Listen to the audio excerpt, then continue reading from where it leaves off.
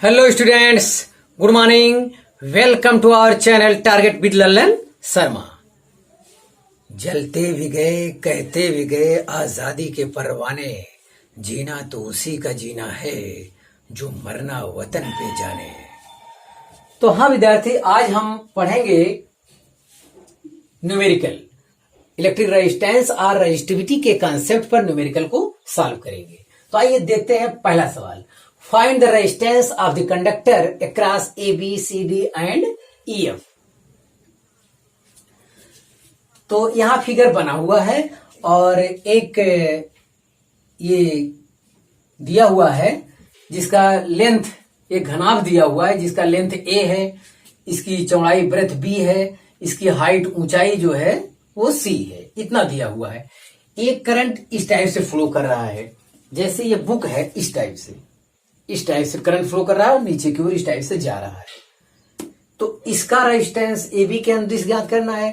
फिर एक इस टाइप से यहां से करंट जा रहा है, इधर यहां से करंट जा रहा है, सी डी के अनुदिश रेजिस्टेंस ज्ञात करना है। और एक है इधर से जा रहा है, इधर से इधर ये चीज जा रहा है, तो इसका रेजिस्टेंस ज्ञात करना है। इससे क्या है, आपका कंसेप्ट क्लियर हो जाएगा। चलिए आर ए बी देखते हैं। ए बी आर चाहिए ए बी के क्रॉस, ए बी आपका ये वाला आर ए बी, ये करंट इस टाइप से फ्लो कर रहा है। तो करंट ये करंट कितनी मोटाई को भेद कर जा रहा है, ये है सी मोटाई। इसकी जो ऊंचाई है इस बुक की या कोई भी उस टाइप की धातु है, इसकी मोटाई कितना है, C. R equal to rho into L upon A होता है। तो एल यहां पे क्या है, C upon R A B equal to rho into L upon A मतलब एरिया, ए मतलब एरिया। अब इसका एरिया कितना है, इसका एरिया इतने एरिया से जब वायर से होके जाता है करंट लेंथ के अनुदिश, तो यही तो होता है करंट इस डायरेक्शन में, और इसका एरिया यही आप लेते हो प्रकार वाला परपेंडिकुलर वाला। तो ये करंट इस टाइप से जा रहा है, अगर ऐसा कोई प्लेन है ऐसे जा रहा है तो ये प्लेन वाला एरिया पूरा लिया जाएगा। ये एरिया लंबाई गुणे चौड़ाई हो जाएगा रेक्टेंगल का, लेंथ गुणे ब्रेथ, ये हो गया। और ये कितनी मोटाई को भेद कर करंट फ्लो कर रहा है, ये सी मोटाई को भेद कर। तो सी मोटाई भेद कर, जैसे इतना लंबाई के अंदर करंट जा रहा है, तो इसके R equal to rho into L upon A बोलते हैं। ठीक उसी पर एल मतलब करंट के अनुदिश लंबाई, करंट के लांग लंबाई कितना कवर किया है, सी। तो हो गया। आर सी डी देखते हैं क्या है।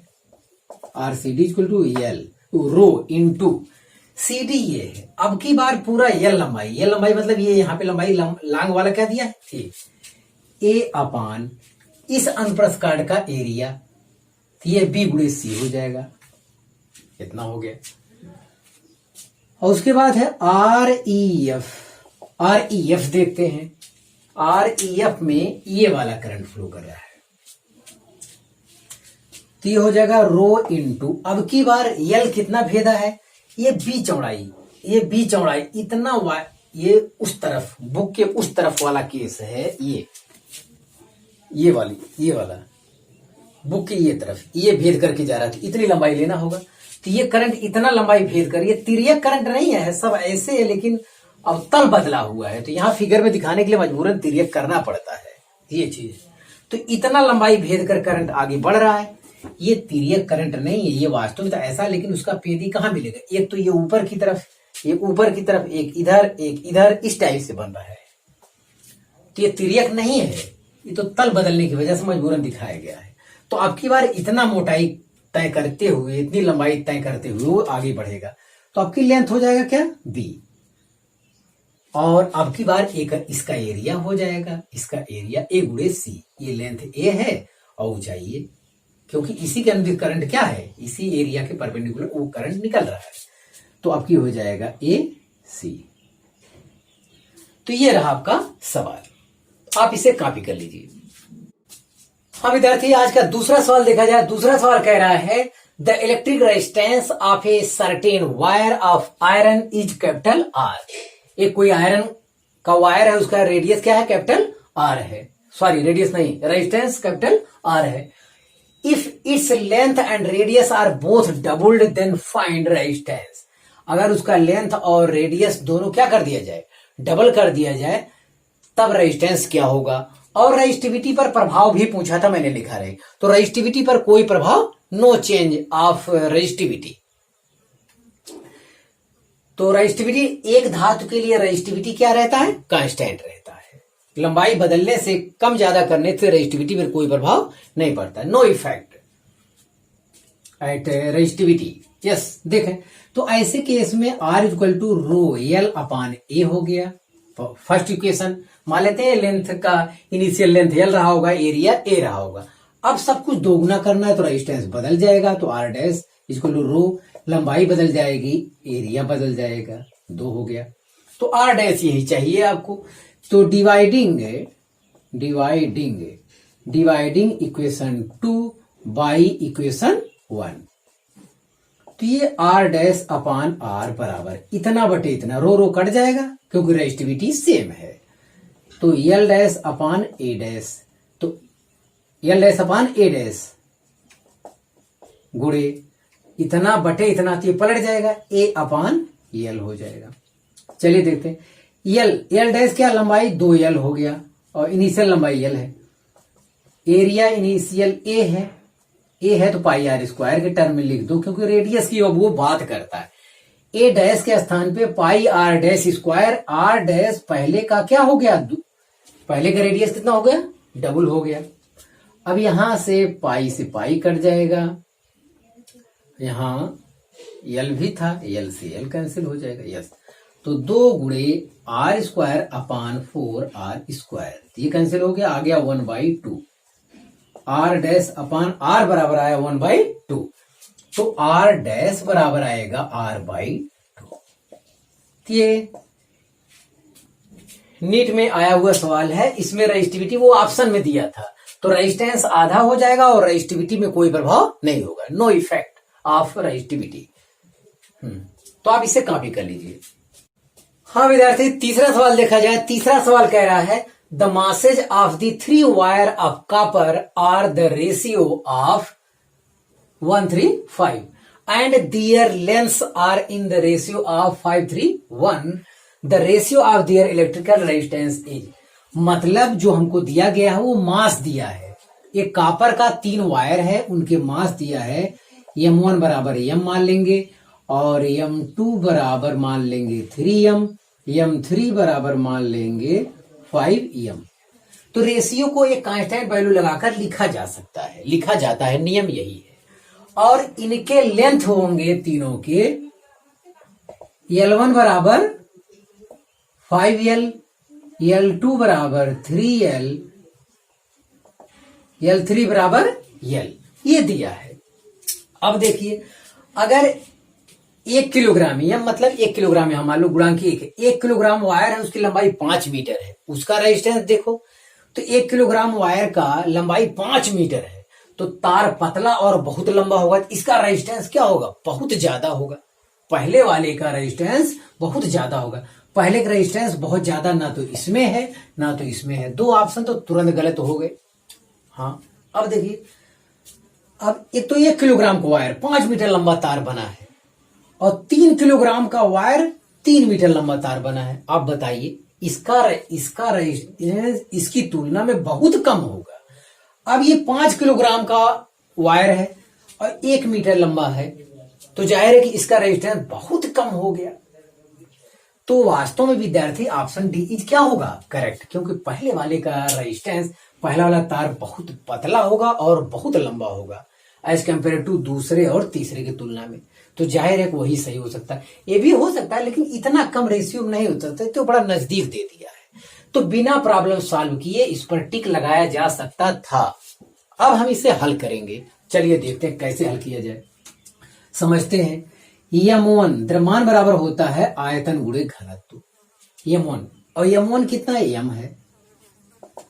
आयतन है A1, आधार का क्षेत्रफल गुणे लंबाई L1, लंबाई L1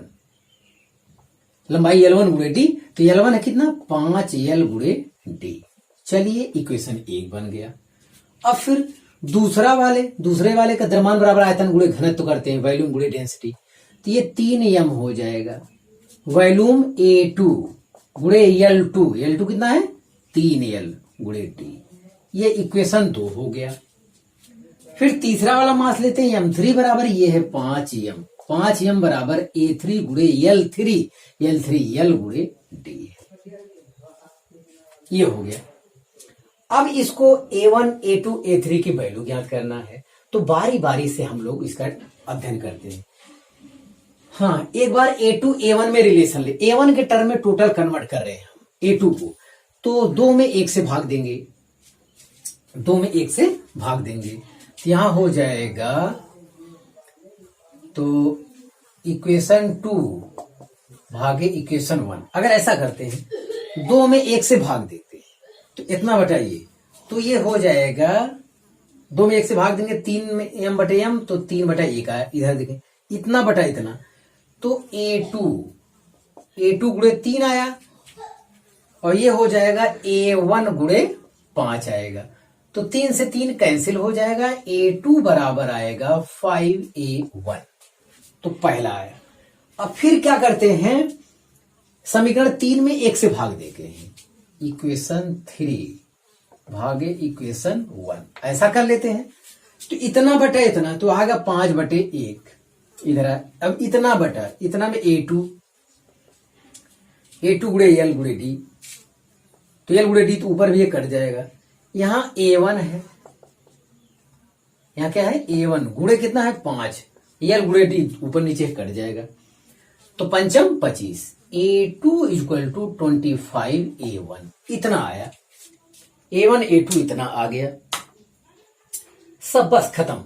अब रेजिस्टेंस देखते हैं, पहले वाले वायर का resistance R1 equal to rho L1 upon A1, तो रो L1 कितना है, L1 देखिए 5L है, A1 कितना है, A1 ही रहने दीजिए, अब इसे 4 कह दीजिए। चलिए R2 दूसरे वायर का रेजिस्टेंस रो इंटू L2 अपान A2 निकालते हैं, रो इंटू L2 देखिए वो 3L दिया है। A2 के स्थान पर क्या लिखेंगे 5A1, सब एक टर्म में लेंगे तभी तो हम कंपैरिजन कर पाएंगे, तभी तो हम रेजिस्टेंस की तुलना कर पाएंगे। यस, चलिए हो गया। R3 equal to row L3 upon A3 हो जाएगा। रो L3 आपका L है, A3 आपका आया है, ये देखिए A3 है, ये क्या है A3, ये यहां पे A3 लिखना चाहिए था, तीसरे इक्वेशन में क्या रहेगा A3 रहेगा, तो A3 इक्वल टू आया है 25A1, ये छठवां इक्वेशन आपका बन गया। और रेजिस्टेंस का रेशियो चाहिए R1 अनुपाते R2 अनुपाते R3। रेशियो के लिए ऐसा कहीं भी सवाल आ जाए तो जो उभयनिष्ठ वैल्यू होती है उसे हटा देते हैं, तो हर देखिए यहाँ 25A1 है, 5A1 है, A1 है, तो हर सबका बराबर कर लीजिए, तीस तो सबसे बड़ा है रहने दीजिए, इसमें 5 से ऊपर नीचे गुणा कर देने से हर 25 ये भी हो जाएगा, इसमें तो आप 25 से ऊपर नीचे क्या करिए गुणा करिए, वैल्यू में कोई प्रभाव नहीं पड़ रहा, लेकिन अब सबका हर जो है 25A1 25A1 25A1 खत्म हो गया। अब तुलना करना है, 25 25 125 अनुपाते 5 तिहाई 15 अनुपाते, यहां तो अकेला एक L है अनुपाते 1, तो इस प्रकार से ऑप्शन डी इज करेक्ट हुआ। Find the resistance of hollow cylinder, तो एक हॉलो सिलेंडर है जिसका इनर रेडियस है R1, जिसका आउटर रेडियस है R2, और इसमें लंबाई L है और इसके लंबाई के अंदिश I करंट फ्लो कर रहा है, इसका वो रेजिस्टेंस पूछ रहा है और इसका रेजिस्टिविटी कितना है R है। तो रेजिस्टेंस के लिए लंबाई वगैरह दिया है, केवल एरिया नहीं मालूम है, तो एरिया ए बराबर हो जाएगा, ये इतना हालो है खाली वाला पोर्शन है, तो एरिया तो इसके कारण केवल जिसमें धातु है मेटल है उसके कारण एरिया होगा, तो उसकी एरिया वो इस टाइप से मिलेगा भाई, एक ऐसा मिलेगा एक ऐसा, तो करंट तो इसमें केवल फ्लो करेगा, ये R1 है और ये क्या है R2, तो बाद वाले एरिया में से खाली वाला एरिया घटा लेंगे तो मेटल वाला एरिया आ जाएगा, ये हो जाएगा पाई R2 square minus pi R1 square, तो पाई आप कॉमन ले लेंगे तो R2 square minus R1 square आएगा। अब इसका रेजिस्टेंस R इक्वल टू हो जाएगा rho into L upon A होता है, तो रो इंटू एल अपान ए के स्थान पे हो जाएगा pi in bracket R2 square minus R1 square. तो ये R बराबर है, तो आप इसे कॉपी कर लीजिए। क्वेश्चन नंबर 5 देखा जाए विद्यार्थी, फाइंड रेजिस्टेंस, बस इतना है। फाइंड रेजिस्टेंस, रेजिस्टेंस को प्राप्त कीजिए। और अभी जो हम फिगर बनाए थे वही फिगर है लगभग। यहां पे भी इनर रेडियस वो R1 है, आउटर रेडियस R2 है। ये भी हालो सिलेंडर है। इससे पहले वाले में करंट जो फ्लो कर रहा था एलॉन्ग द लेंथ बह रहा था, अब की लेंथ के परपेंडिकुलर बह रहा। अब की करंट जो है इस टाइप का हालो सिलेंडर समझिए, करंट इधर उधर इस टाइप से निकल रहा है। तो अब इसका रेजिस्टेंस कैसे, R net equal to rho into L upon A. L क्या लिखा जाए, एल अपान ए। एल तो मान लेते हैं इतनी मोटाई आप डाल भी देंगे, इतनी मोटाई आप डाल भी देंगे, लेकिन एरिया क्या हो रहा है, एरिया हमेशा क्या है, वेरिएबल है। इस सिलेंडर को ऐसे खड़ा करिए भाई, तो एरिया हमेशा क्या है, ये वाला एरिया पाई R1 स्क्वायर, ये वाला जिससे आगे बढ़ेंगे तो दूसरा सिलेंडर बनेगा। तो एरिया हमेशा बदलता जा रहा है, तो रेजिस्टेंस कैसे जोड़ोगे, एरिया वेरिएबल है। तो अब इस सवाल को हल करने के लिए विद्यार्थी एक ही रास्ता बचता है कि इस सेंटर से स्मॉल r डिस्टेंस पर एक काट लेते हैं सिलेंडर इस टाइप से। ये थोड़ा हम यूं फिगर बना दे रहे हैं ताकि समझने में, ये सोल्यूशन अब चल रहा है मेरा। ये सेंटर से r डिस्टेंस पर, और ये सिलेंडर की मोटाई क्या होगी, ये सिलेंडर की थोड़ी सी मोटाई ले लो। ये सिलेंडर की जो मोटाई होगी वो होगी dr मोटाई की। ये dr बहुत पतला मोटाई का सिलेंडर, एक elemental cylinder.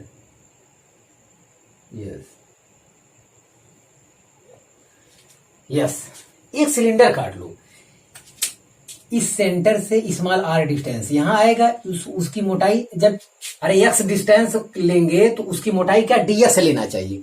r radius r ले रहे हैं यहां पे, तो उसकी मोटाई जो लेंगे dr लेंगे। इंटीग्रेशन का यही मेथड होता है, उसी के टक्कर में x तो उसके लिए मोटाई dx, जो आप लेना चाहें सब चलेगा, कोई दिक्कत नहीं है।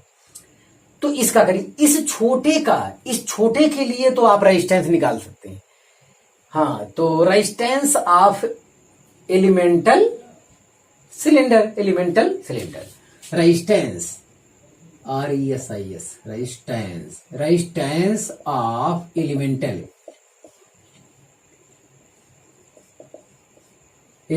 सिलेंडर। हाँ, रेजिस्टेंस ऑफ एलिमेंटल सिलेंडर, तो ये हो जाएगा क्या dr। अरे भाई पूरा R नेट होगा अगर, तो ये छोटा सा स्टेप पट्टी काट लिया गया। इस हालो सिलेंडर में अनंत इनफाइनाइट इस प्रकार से पट्टी वाले एलिमेंटल सिलेंडर आपको मिलेंगे। जैसे इसका ये रेजिस्टेंस, दूसरे वाले का एक पट्टी और काटे, एक पट्टी और काटे, ऐसे पतली पतली पट्टी पता नहीं कितनी काटी जा सकती है। तो उसका resistance R equal to rho into L upon A. L के स्थान में क्या रहेगा dr। ये देखिए, ये करंट जो है इस टाइप से बह रहा है, इस मोटाई में करंट बह रहा है, करंट इस डायरेक्शन, करंट का डायरेक्शन ये है, करंट का डायरेक्शन ये है। तो ये मोटाई कितना है, ये मोटाई है कितना dr। तो करंट के परपेंडिकुलर वाला एरिया लिया जाएगा। अरे भाई एरिया ये मोटाई, इतना मोटाई भेद करे, जैसे इस टाइप से गया तो पूरा ये लंबाई का लेंथ आप लेते थे, वैसे अब की बार ये करंट ऐसे जा रहा है तो कितना दूरी तय करके जा रहा है, ये dr मोटाई कवर करके आगे बढ़ रहा है, तो ये हो जाएगा। अब इसका वो लिया जाएगा एरिया। एरिया में सिलेंडर का एरिया क्या होता है 2 पाई RH, 2 पाई RH। H के स्थान पे क्या लिया जाएगा dr। सॉरी यहां पे L है, 2 पाई RL। इसका जो एरिया होगा वो 2πr(h) होता है। h मतलब इसकी लंबाई कितना है, वो l है, तो अब भी l लिया जाएगा, उससे एरिया से कोई दिक्कत नहीं है। तो ये चीज यहां रखो 2πr l। यस, तो ये dr आया, कोई r डिस्टेंस पर यहां पे हम ले लेंगे, r डिस्टेंस पर एक सिलेंडर यहां काटेंगे। अब यहां फिगर में ही डालेंगे तो भीड़ बहुत बढ़ जाएगा, एक पट्टी चारों तरफ से काट के निकाल लिया जाता है। तो रेजिस्टेंस ऑफ एलिमेंटल सिलेंडर का रेजिस्टेंस इतना आया, हमें आर नेट चाहिए। आर नेट के लिए विद्यार्थी होता है dr plus dr plus dr, plus कहां तक, इनफाइनाइट तक। अब बताइए इनफाइनाइट सिलेंडर में कैसे काटूं, कैसे जोड़ूं, तो बड़ी समस्या हो जाएगी। तो इनफाइनाइट वाले केस के लिए एक आपके पास नियम है, इंटीग्रेशन का मेथड। यहां लिखिए आप dr, रेजिस्टेंस क्या है R1 से R2, बस सवाल खत्म। फिजिक्स यहीं तक था, इसके बाद हमारा मैथ चालू हो जाता है। तो ये सीरीज में मिलेंगे, और सीरीज में रेजिस्टेंस आप लोग जानते होंगे हाई स्कूल में, अभी तो यहां नहीं पढ़ाएगा। R equivalent equal to R1 plus R2 plus R3 होता है। सीरीज में रेजिस्टेंस ऐसे जोड़ा जाता है, ये हाई स्कूल में है। हाँ, तो ये सब सीरीज में, और सीरीज में जो है करंट डिवाइड नहीं होता है। कैपेसिटेंस वाले डेरिवेशन हुआ है, वहां बताया गया है कि करंट या चार्ज डिवाइड नहीं होता है सीरीज में। तो जितना पहला वाला क्रॉस सेक्शन लिए तो इतना आई करंट गया, तो इससे ज्यादा वाला एरिया वाला इसके बाद वाला जो एलिमेंटल सिलेंडर लेंगे उसमें भी आई ही करंट फ्लो करेगा। एरिया बढ़ते जाने से करंट आई का मान बढ़ने वाला नहीं है, तो सेम करंट फ्लो कर रहा है। तो ये सब किसमें, सीरीज में। तो चलिए करते हैं कुछ, तो इतना आया। अब देखते हैं R1 से R2, इनर रेडियस R1 से लेके R2, तो पूरा सिलेंडर कवर हो जाएगा। तो dr की वैल्यू आई है rho into dr upon 2πr l। जो चीज कांस्टेंट है उसे आप बाहर कर लीजिए। तो कांस्टेंट में आपका रो हो रहा है अपॉन 2πl हो रहा है, तो इंटीग्रेशन में बच रहे हैं dr अपॉन r, ये बच रहा है रेडियस R1 से R2, इतना हो गया। अब आपको इंटीग्रेशन आना चाहिए, सब इंटीग्रेशन ही है। इंटीग्रेशन में basic mathematics 01 new version YouTube पे डालेंगे, ब्रैकेट में लिख देंगे टारगेट बी लल्लन शर्मा। तो सॉरी, बेसिक मैथमेटिक्स नहीं, ये है उसमें mathematical tools new video bracket में डालेंगे टारगेट बी लल्लन शर्मा। तो मैथमेटिकल टूल्स, जिनको इंटीग्रेशन नहीं आता वो मैथमेटिकल टूल्स का वीडियो देखें यूट्यूब पर जाकर। यस, तो जैसे इंटीग्रेशन होता है 1/x dx, 1/r dr, इसका इंटीग्रेशन होता है log x, 1/x dx का इंटीग्रेशन होता है log x। तो रो अपॉन 2πl, इसका इंटीग्रेशन हो जाएगा log small r base e, ये R1 से R2 हो जाएगा। ये चीज हुआ इतना। चलिए अब आगे देखते हैं क्या है। तो ये है रो अपॉन 2πl। हाँ, तो upper limit minus lower limit, ये हो जाएगा log R2 base e minus log R1 base e। ये तो log m minus log n, log m upon n। तो rho upon 2πl log R2 upon R1, R net equal to. तो आपका यहां पे प्रॉब्लम सॉल्व हो गया।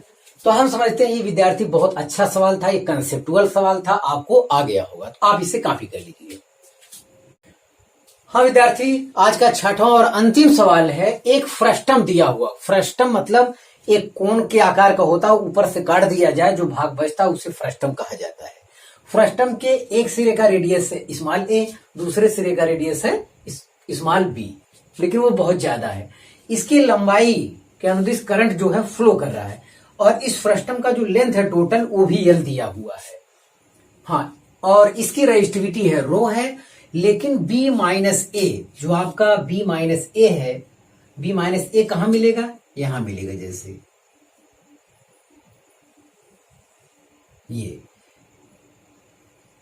ये होगा क्या, b माइनस ए। b माइनस ए की वैल्यू जो होगी वो क्या होगी, b माइनस ए की वैल्यू लंबाई लेंथ की तुलना में ये बहुत कम है। इतनी जानकारी आपको दिया गया है। अब इसका आर नेट ज्ञात करना है, इक्विवेलेंट रेजिस्टेंस ज्ञात करना है। अब बताइए, जैसे जैसे हम लोग बढ़ते जाते हैं इसी इलाके में एरिया बढ़ता चला जाता है। एरिया हमेशा फिर वही समस्या खड़ी किया है, तो एरिया बढ़ रहा है तो इसका इंटीग्रेशन कैसे किया जाए।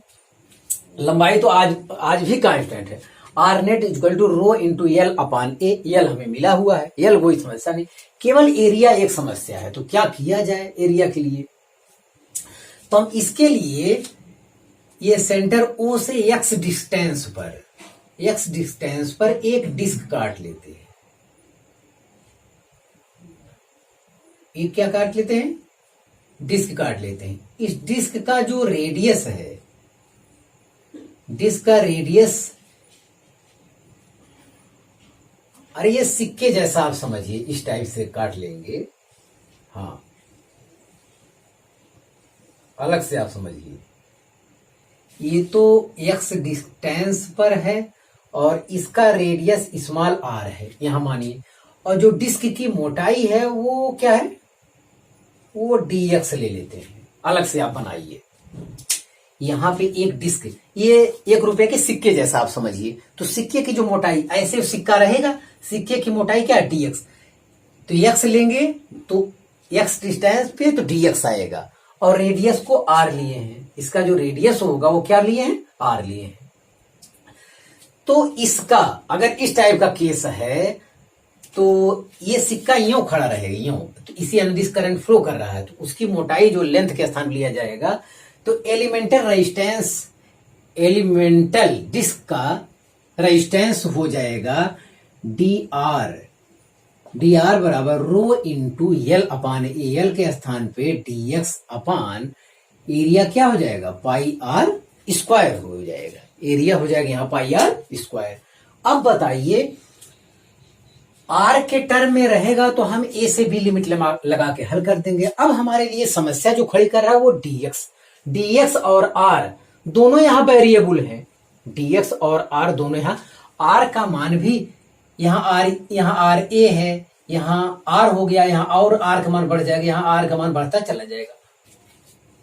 तो ये सब क्या है, वेरिएबल है। तो dx को हमें हटाना होगा। अब क्या किया जाए, अब के लिए मैं अपना ये वाला काम कर चुका हूं। ये वाला देखिए, तो एक ट्रिंगल हमारा बना है, अगर इसके पैरेलल ले लेते हैं तो इतना ए हो जाएगा, तो इतनी लंबाई बी माइनस ए बचेगी।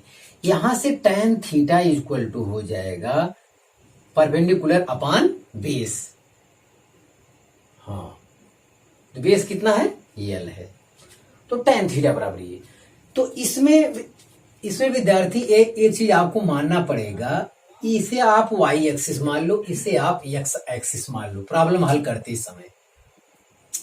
तो जो x एक्सिस y एक्सिस होता है, तो इक्वेशन होता है, स्लोप का इक्वेशन होता है, वो ये होता है y equal to mx plus c, जहां c जो है y एक्सिस पे कटा हुआ भाग होता है और y कोई वेरिएबल होता है। y जो यहाँ वेरिएबल है वो ये स्मॉल r है, तो y के स्थान पे ये स्मॉल r यहाँ वेरिएबल वाला रख दिया जाएगा। स्मॉल r बराबर m बराबर tan थीटा होता है, tan की वैल्यू b माइनस ए अपान एल होता है, वो हम लोग रख देंगे।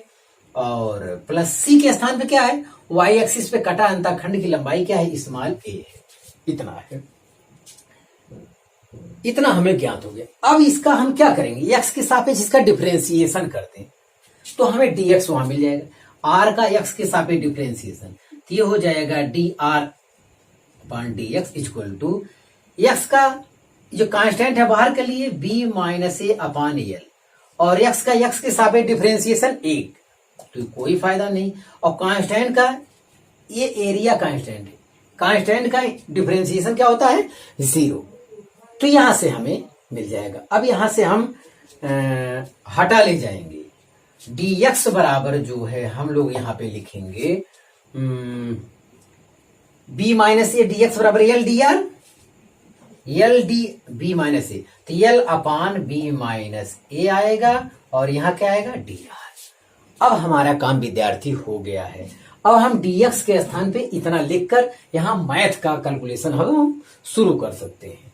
तो यहाँ लिखा जाएगा रो इंटू dx के स्थान पे रो अपान, मैं लिख दे रहा हूं एक बार, पाई आर स्क्वायर तो पहले से है, रो अपान पाई आर स्क्वायर। अब dx के स्थान पे ये वैल्यू लिखा जाए तो यल अपान हो जाएगा b माइनस ए और क्या dr, इतना आ रहा है dr। अब इसका आर नेट ज्ञात करना। फिर विद्यार्थी देख रहे हैं करंट की डायरेक्शन में धीरे धीरे, अरे यही आई करंट अगर यहां बह रहा है, एरिया कम है, तो आई करंट यहां भी बह रहा है, एरिया बहुत ज्यादा है, तो करंट नहीं बदलता है, करंट डेंसिटी बदल जाता है।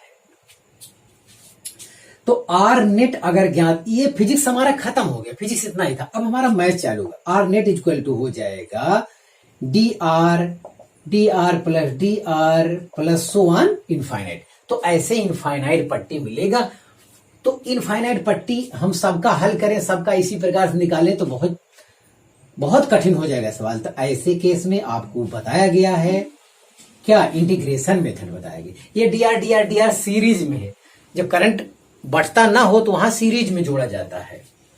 तो डी आर, इसकी लिमिट जो लगाएंगे ए से क्या लगाएंगे, बी लगाएंगे। चलिए शुरू करते हैं, ए बी। और डी आर की जो वैल्यू आई है ये आप लिखिए यहाँ पे, तो रो एल डी आर, ये अंश में आया, हर में आया, pi R square in bracket B minus A. तो जो कांस्टेंट वैल्यू है उसे आप बाहर करते हैं इंटीग्रेशन की मेथड के अनुसार। तो यहां रो L upon pi B minus ए, ये सब लोग कांस्टेंट है। तो इंटीग्रेशन आया 1 upon R square D R, कितना आया। अब इंटीग्रेशन जिनको नहीं आता है तो 1 upon R square R power minus 2 D R आया है। इसका इंटीग्रेशन होता है एक्स पावर एन, डीएक्स का integration X power N plus 1 upon N plus 1। तो आएगा कितना, इतना plus 1 R power minus 1 upon minus 1, तो आएगा ये रिजल्टेंटली माइनस 1 अपान आर। जिनको इंटीग्रेशन नहीं आता वो लोग इंटीग्रेशन देख ले। यस, तो इसके स्थान पे हम लिखेंगे rho L upon pi in bracket B minus A, यहां हो जाएगा minus 1 upon R, limit A to B, इतना आया।